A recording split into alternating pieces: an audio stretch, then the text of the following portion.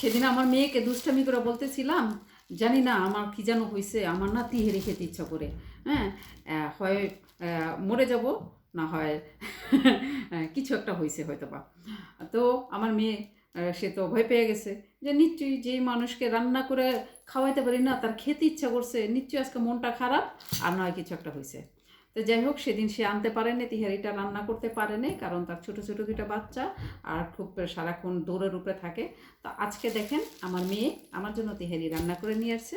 আসসালামু আলাইকুম সবাইকে, যে যেখানে আছেন আশা করি ভালো আছেন, সুস্থ আছেন, নিরাপদে আছেন। আমিও আলহামদুলিল্লাহ আপনাদের দোয়া এখন পর্যন্ত বিন্দাস আছি, বাকিটা তো জানি না। উপর আল্লাহ যার জন্য যতটুকু বরাদ্দ আছে ততটুকু হবে, তার বেশি কিছু তো হবে না। তো চলেন দেখি আমার মেয়ে আমার জন্য, দেখেন কি মজার। এখন অনেকে বলবেন মহিলা কি পাগল হয়ে গেছে নাকি, অদ্ভুত কথাবার্তা বললে, সারা জীবন বললো তো তিনটা ছিল, এখন আবার মেয়ে করতে গেছিলো। ও মা, খালি পেটে রাখলেই মেয়ে হয়, ছেলের বউ তো মেয়ে হতে পারে। তারপর আর একটা প্রবাদ আছে না, কর্মর থেকে ধর্ম ভালো, যদি ধর্ম রাখতে পারো তাহলে মেয়ে হওয়াটা কোনো ব্যাপার না, যদি আপনি চান, তাই না?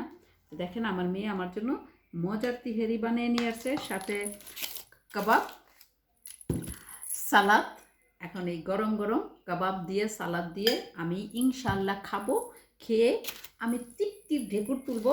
আর আপনারা আমার জন্য দোয়া করবেন যেন এই তিহেরি খাওয়ার পরে যেন আমি মরে না যাই, কারণ আমার যেহেতু খেতে ইচ্ছা করছে, হয়তো বা এটাই আমার শেষ খাওয়া না হয়, আল্লাহ না করুক। ঠিক আছে, যাক গা, যদি আমার ভিডিও ভালো লাগে লাইক করবেন, কমেন্ট করবেন, শেয়ার করবেন, আমার পেজটাকে ফলো দিবেন, চ্যানেলটাকে সাবস্ক্রাইব করবেন। আর এতক্ষণ যা বললাম, যা করলাম, ভুল কিছু যদি বলে থাকি, ভুল কিছু যদি করে থাকি, অবশ্যই ক্ষমা দৃষ্টির চোখে দেখবেন। সবাই ভালো থাকবেন, টাটা, বাবাই।